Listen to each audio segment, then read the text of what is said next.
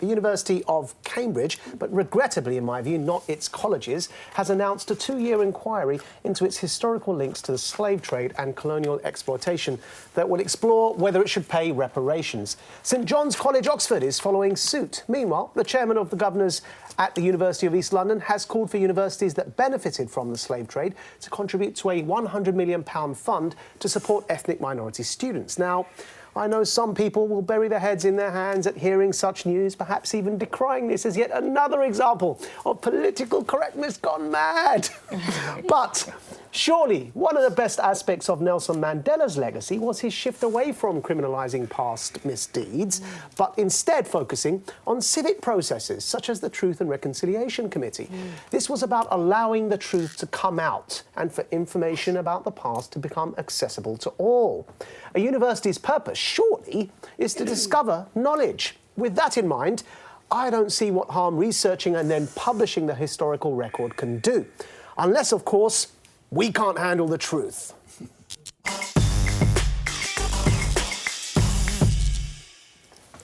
OK. I just have to think about what I'm going to say. OK, so I think this audit is shameful. It's a historical witch hunt by a bunch of self-flagellating, self-aggrandising, narcissistic people who want to flaunt their right-on tendencies. This Cambridge University, Britain didn't invent slavery. We didn't do it. It happened. It's been around since biblical times. And we can't apologise for something that we didn't do. It's history. Well, we did participate.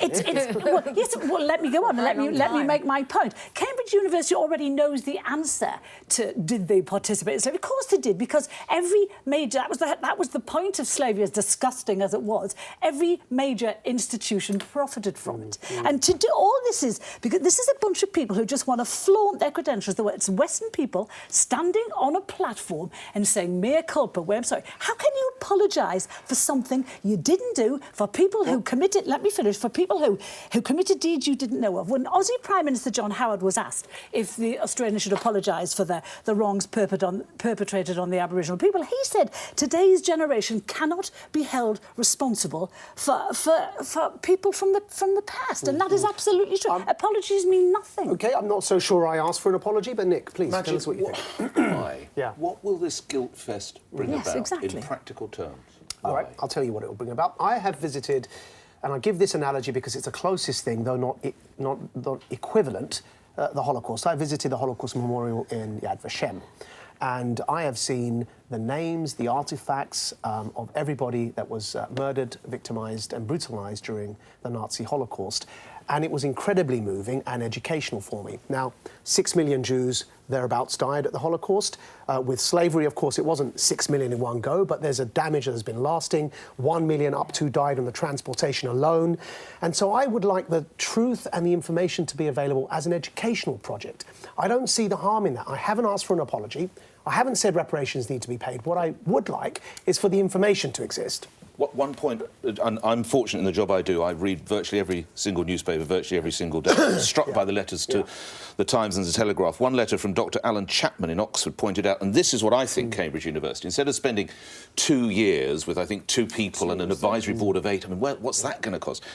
You will know, and everybody around this table probably knows, of course, that it was William Wilberforce, along with Thomas Clarkson, who brought about the end of slavery, right? 2 people to be applauded. Which university did they attend? Right. The University of Cambridge. You see that, why isn't Cambridge heralding the fact that it was people from our university who helped bring about the end of slavery? That's what I would be championing. Nothing to do with this. I will bring June in a second. But Nick, can I just say very quickly?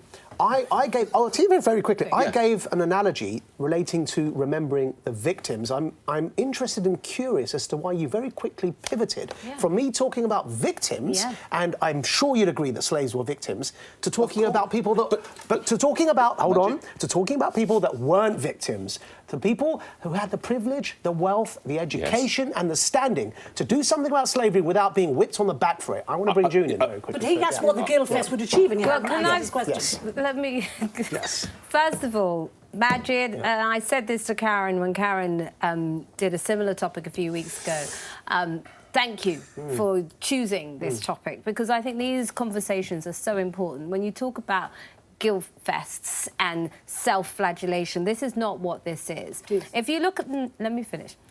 If you look at many of the problems that we have in our society around inequality, if you look at many of the problems that we have in our society regarding race relations, they stem from the slave trade. They stem from that horrific period in our history, in our combined history, whether you're from a colonial country or whether you are from the United Kingdom and other Western countries. And I think that if people really understood this history, if they really understood the sacrifices that people from these countries made for Britain to be what it is, and to look at how Britain benefited from this period of history, the way you view the other, as it were, would be incredibly different. And this is why it's not about reparations, it's about accepting wrongdoing and also acknowledging how you have benefited. Getting the truth come out. Cambridge University knows the truth. Well, I'm probably very similar to you. I like going to places, I like reading, and I like learning, especially about things that I'm not massively au fait with, you know, in growing up or haven't experienced. And I'm all in favour of investigations for educational purposes. So anything that's going to help people understand, learn, empathise, all the rest of it, no problem.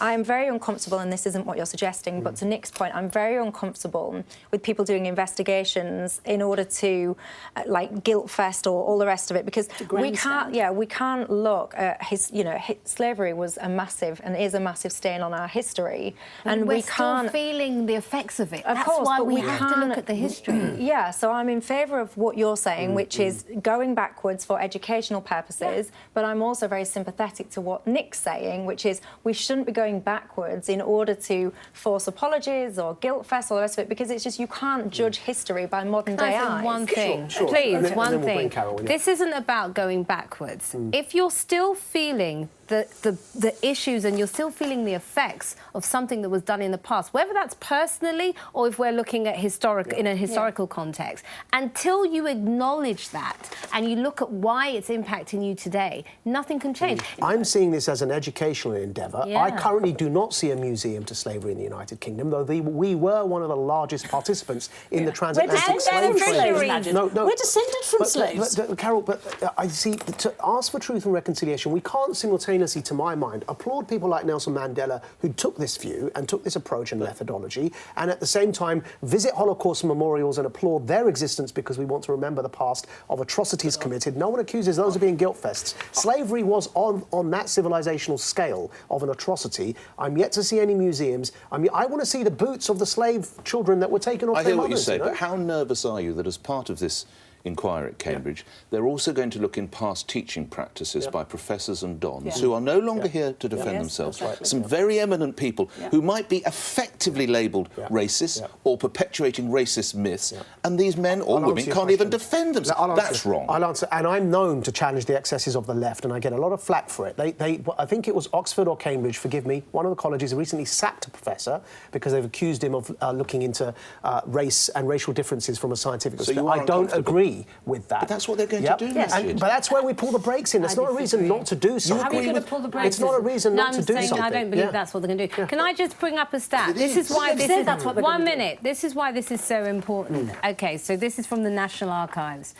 It says Britain was the most dominant between 1640 and 1807, when the British slave trade was abolished. It is estimated that Britain transported 3.1 million Africans, of whom 2.7 million arrived, so almost a million of them died, to the British colonies in the Caribbean, North and South America, and to other countries. The slave trade was carried out from many British ports, but the three most important ports were London, Bristol and Liverpool, which became extremely wealthy. Liverpool needs a museum. Liverpool needs a museum. Liverpool needs a museum. We've learned about it. We are not going backwards. We are now going forwards. Coming up here on the pledge, I'm going undercover.